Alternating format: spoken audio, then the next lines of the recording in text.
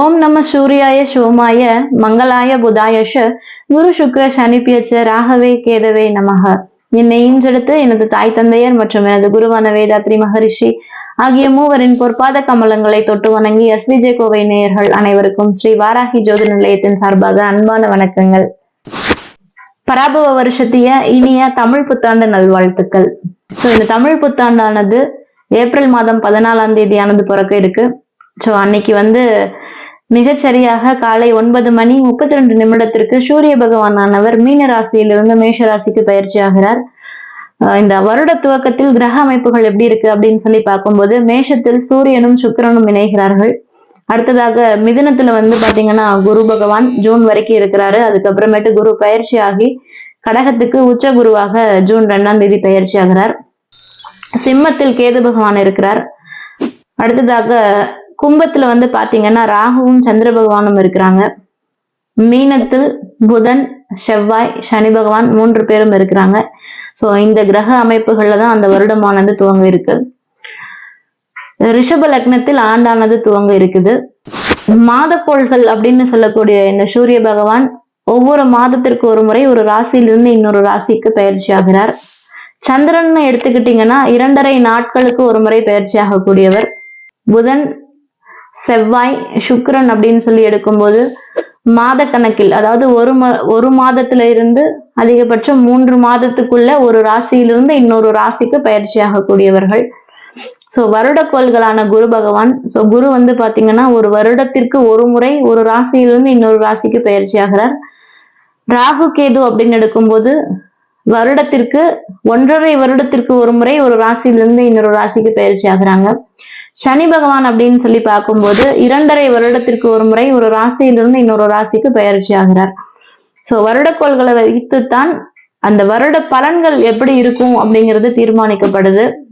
அந்த விதத்துல இந்த குரு பகவான் எப்படி இருக்காரு, ராகு கேதுக்கள் எப்படி இருக்காங்க, சனி பகவான் எப்படி இருக்காங்க அப்படிங்கிறத பொறுத்து ஒரு பலன்கள் அந்த வருடத்தில் எப்படி இருக்கும் அப்படிங்கிறது மோஸ்ட் ப்ராபப்ளி நம்ம டிஃபைன் பண்றோம்.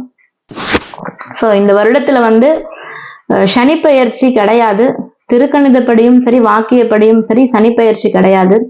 குரு பயிற்சி அப்படின்னு சொல்லி பார்க்கும்போது ஜூன் மாதம் 2ஆம் தேதி திருக்கணிதப்படி குரு பயிற்சியானது நிகழ இருக்கு. வாக்கியப்படி அப்படின்னு சொல்லி பார்க்கும்போது மார்ச் மாதம் 26ஆம் தேதி குரு பயிற்சியானது நிகழ இருக்கு. ராகு கேது பயிற்சி அப்படின்னு சொல்லி பார்க்கும் பொழுது திருக்கணிதப்படி டிசம்பர் 5ஆம் தேதியும் வாக்கியப்படி நவம்பர் 13ஆம் தேதியும் பாத்தீங்கன்னா ராகு கேது பயிற்சி நிகழ இருக்கு. இந்த பயிற்சிகள் எல்லாம் வைத்து ஒவ்வொரு ராசிக்கும் ஆன பலன்களை நம்ம சொல்லியிருக்கோம்.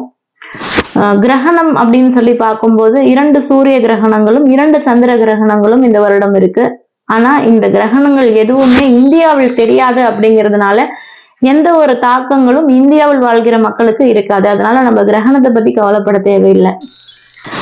செவ்வாய்க்கிழமை ஏப்ரல் 14ஆம் தேதி தமிழ் புத்தாண்டு அன்னைக்கு பாத்தீங்கன்னா சதய நட்சத்திரத்துல சந்திரனானவர் பயணம் பண்ணிட்டு இருக்காரு.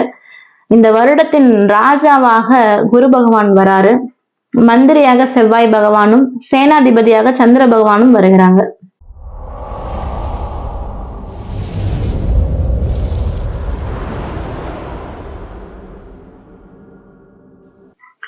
சிம்ம ராசிக்கார நேயர்களுக்கு பாத்தீங்கன்னா ஆண்டின் தொடக்கத்திலேயே ராசியிலவே பாத்தீங்கன்னா கேது பகவான் இருக்காரு. ராசியிலவே கேது பகவான் இருப்பது அப்படிங்கிறது அடிக்கடி கீழே விழக்கூடிய ஒரு அமைப்பு, சிராய்ப்பு காயங்கள் ஏற்படக்கூடிய அமைப்பு இருக்கிறதுனால வெளியில போயிட்டு வரும்போது கவனமாக இருக்கணும்.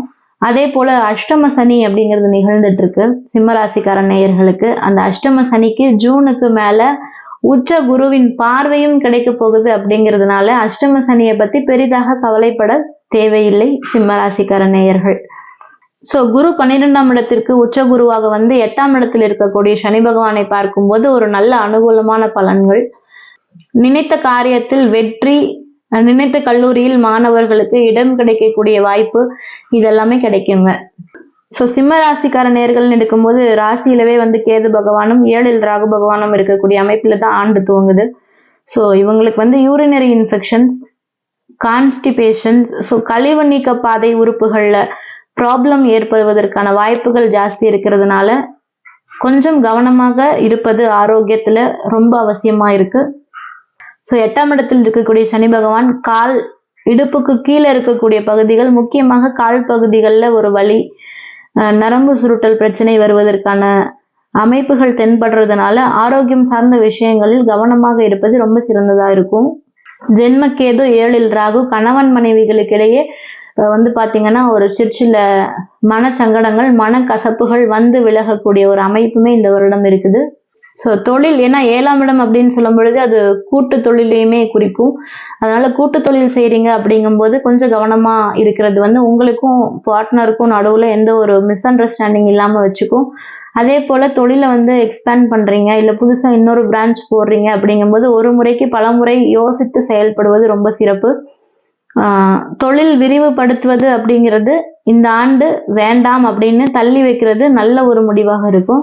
தொழில் முதலீடு அப்படிங்கிறது பெரிய அளவுல பண்ண வேண்டாம். ஸோ இருக்கிற தொழில ஸ்மூத்தா கொண்டு போகிறது ஆகச்சிறந்ததாக இருக்கும். உடல் ஆரோக்கியத்தில் சிம்மராசிக்கார நேயர்கள் கவனம் செலுத்துவது அப்படிங்கிறது ரொம்ப ஒரு தேவையானதாக இருக்கு. ஸோ சிம்மராசிக்கார நேயர்கள் அப்படின்னு சொல்லி பார்க்கும்போது ஒரு வீடு கட்டுறதாகட்டும், இல்லை அரசு சார்ந்த வேலைகள் நமக்கு நடக்கிறதாகட்டும், இல்லை நீங்க பேசுறது அந்த விஷயங்கள் ஆகட்டும், இதெல்லாம் பார்த்தீங்கன்னா மற்றவங்களுக்கு ப்ராப்ளம் கொடுக்குற மாதிரியே அமையும். காரணம் பார்த்தீங்கன்னா ராசியில் இருக்கக்கூடிய கேது பகவான். இது பார்த்தீங்கன்னா நீங்க நார்மலாவே இப்போ ஒரு எக்ஸாம்பிளுக்கு வீடு கட்டுறாங்க பக்கத்துல அப்படிங்கும்போது நீங்க ஏதாவது பேசுறீங்க அப்படின்னா திடீர்னு அவங்க அந்த பிரச்சனையை கோர்ட்டுக்கு கொண்டு போயிருப்பாங்க. ஸோ நீங்க வாயில தான் பேசியிருப்பீங்க, இப்படி பண்ண வேணாம் அப்படி பண்ண வேணாம்னு சொல்லுமா வாயில தான் ஒரு எச்சரிக்கை கொடுத்துருப்பீங்க. ஆனா அவங்க அடுத்த ஸ்டேஜ் அப்படின்னு சொல்லி பார்க்கும்போது கோர்ட்ல போயிட்டு கேஸ் போட்டிருப்பாங்க. ஸோ இந்த மாதிரி எந்த ஒரு விஷயமும் அதை நார்மலா நீங்க சொல்லும் பொழுதே எதிர்ப்புறத்துல இருக்கவங்களுக்கு பாத்தீங்கன்னா அது ஒரு நெகட்டிவா தோன்றி அது வழக்குல சிக்க வைக்கிறதுக்கான வாய்ப்புகள் ஜாஸ்தி இருக்கிறதுனால எந்த ஒரு விஷயத்தையுமே பாத்தீங்கன்னா என்ன பேசுறோம், நம்ம எங்க நின்று பேசுறோம், அந்த சூழ்நிலைகள் என்ன அப்படிங்கறத பொறுத்து பேச்சு வார்த்தைகளை விடுவது அப்படிங்கிறது ரொம்ப ஒரு சிறந்ததாக இருக்கும். ஸோ எடுத்தோம் பிடிச்சோம் அப்படின்னு சொல்லி பேசும்போது தேவையில்லாமல் வழக்கு, கோர்ட்டு, கேஸு பிரச்சனைகள் ஏற்படக்கூடிய வாய்ப்புகள் அப்படிங்கிறது இந்த வருடம் சிம்மராசிக்கார நேயர்களுக்கு உண்டு. ஸோ எந்த ஒரு விஷயத்துலையுமே நான் சொல்றதுதான் எல்லாருமே கேட்கணும் அப்படின்னு சொல்லாம அந்த அடமண்ட் நேச்சரை கொஞ்சம் தள்ளி வச்சுட்டு கொஞ்சம் குடும்ப உறுப்பினர்களாகவே இருந்தாலும் அவங்களுக்குள்ள கொஞ்சம் வளைந்து கொடுத்து போவது அப்படிங்கிறது குடும்ப அந்த மெம்பர்ஸ், ஃபேமிலி மெம்பர்ஸ் கிட்டே பாத்தீங்கன்னா அந்த ஒரு சிறந்த அந்யோன்யம் இருக்கிறதுக்கு நல்ல ஒரு வழிவகை செஞ்சு கொடுக்குங்க. ஸோ அடமண்ட் அப்படிங்கிறத தள்ளி வச்சுட்டு எல்லாத்துக்கூடையும் பாத்தீங்கன்னா கொஞ்சம் விட்டு கொடுத்து போகிறது அப்படிங்கிறது குடும்ப வாழ்க்கை சீராக அமைக்கிறதுக்கு ரொம்ப யூஸ்ஃபுல்லா இருக்கும். ஸோ புதிய முடிவுகள், எனக்கு புதுசா கௌரவம் வேணும், அந்த இடத்துல ஒரு அங்கீகாரம் வேணும் அப்படின்னு சொல்லிட்டுன்னு வேக வேகமா ஒரு செயலை பண்றது, எதையுமே யோசிக்காம ஒரு செயலை பண்றது, இதெல்லாமே பாத்தீங்கன்னா உங்களுக்கு நெகட்டிவ்ல முடியறதுக்கு நிறைய வாய்ப்புகள் இருக்கிறதுனால ஒரு முறைக்கு பல முறை சிந்தித்து ஒரு முடிவை எடுப்பது அப்படிங்கிறது ரொம்ப முக்கியமானதாக இருக்கும். ஸோ அதிகமான அலைச்சல் உண்டு, உடல் ஆரோக்கியத்துல ஒரு கவனம் வேண்டும். ஸோ அஷ்டம சனி அப்படின்னு சொல்லி இருக்கும் பொழுது உங்களுக்கு நல்ல உடற்பயிற்சி செய்யுங்க. சிம்மராசிக்கார நேயர்கள் நல்ல கொஞ்சம் யங்கா இருக்கீங்க அப்படிங்கும்போது நல்லாவே உடற்பயிற்சி பண்ணலாம். வயதானவர்களாக இருக்காங்க அப்படின்னு சொல்லும் பொழுது டெய்லி அவங்களால என்ன எக்ஸசைஸ் பண்ண முடியுமோ அந்த எக்ஸசைஸ் பண்றது பாத்தீங்கன்னா சனி பகவானுடைய பாதிப்புல இருந்து வெளியில வர்றதுக்கு ரொம்ப யூஸ்ஃபுல்லா இருக்கும். சனி பகவான் எப்பயுமே உழைப்பு காரகன் அவரு. யாருக்கெல்லாம் 7.5 சனி அஷ்டம சனி நடப்புல இருக்கோ அவங்கெல்லாம் உழைக்கிறதுக்கு ரெடி ஆயிட்டாங்க அப்படின்னாலே அவருடைய தாக்கம் பெரிதாக நம்மளை பாதிக்காது.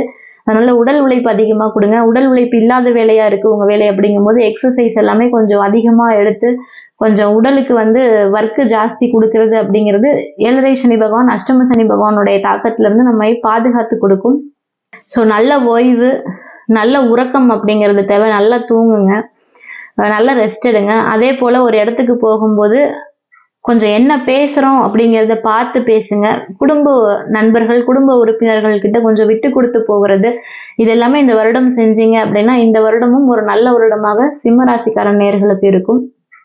ஸோ சொந்த தொழில் செஞ்சுட்டு இருக்கீங்க அப்படிங்கும்போது சொந்த தொழில ஓரளவு லாபம் கிடைக்கக்கூடிய அமைப்பு, ஆன்மீக பயணங்கள்ல தெய்வ கடாட்சம் கிடைக்கக்கூடிய அமைப்பெல்லாம் சிம்மராசிக்கார நேயர்களுக்கு இந்த வருடம் உண்டு. ஸோ வழக்குகள் எதுலையுமே சிக்கிக்கொள்ளாம என்ன பேசுறோம், எங்க பேசுறோம் அப்படிங்கிறத பார்த்து பேசுறது, விட்டு கொடுத்து போகிறது, இதெல்லாமே வந்து பாத்தீங்கன்னா இந்த வருடம் ஒரு நல்ல வருடமாக அமையறதுக்கு துணை புரியுங்க. ஸோ சிம்ம ராசிக்கார நேயர்கள் இந்த வருடம் ரொம்ப மோசம் இல்லை, சுமாரான வருடமாக இருக்கும் அப்படிங்கறத நம்ம நம்பலாம். ஸோ தெய்வீக விஷயங்களை வந்து நல்லா ஃபாலோ பண்ணுங்க, நிறைய கோவில்களுக்கு சென்று வாங்க, அதே போல விட்டு கொடுத்து பேசுங்க, கால் சார்ந்த பகுதிகளில் கொஞ்சம் கவனமா இருங்க. 8ஆம் இடத்தில் சனி பகவான் அப்படிங்கிறவர் போயிட்டு இருக்கிறதுனால உடற்பயிற்சிகள், தியானம், யோகா இதெல்லாமே கொஞ்சம் மேற்கொள்ளும் பொழுது நம்ம இந்த அஷ்டம சனி பாதிப்புல இருந்து விலகிடலாம். ராசியிலவே கேதுவும் 7ல ராகுவும் இருக்கிறதுனால எந்த ஒரு விஷயத்தையும் பலமுறை யோசித்து செய்யுங்க. திடீர்னு நமக்கு எல்லாம் கிடைக்கணும் அப்படின்னு சொல்லிட்டுன்னு பேராசைப்பட வேண்டாம். பேராசைப்பட்டோம் அப்படின்னா அது நஷ்டமாக போகக்கூடிய ஆண்டாக இந்த ஆண்டு இருக்கும். அதனால ஆசைப்படாமல் இருக்கிற வேலையை ஸ்மூத்தா செஞ்சுட்டு போகும்போது எந்த பிரச்சனையும் இல்லாம இந்த வருடத்தையும் கூட மிக அழகாக கடந்து வந்து விடலாம் அப்படிங்கிறதுல எந்த ஒரு சந்தேகமும் வேண்டாம். இந்த வீடியோ உங்களுக்கு பிடிச்சிருக்கும் அப்படின்னு சொல்லி நாங்க நம்புறோம். இந்த வீடியோ உங்களுக்கு பிடிச்சிருந்ததுன்னா லைக் பண்ணுங்க, ஷேர் பண்ணுங்க. நன்றி, வணக்கம்.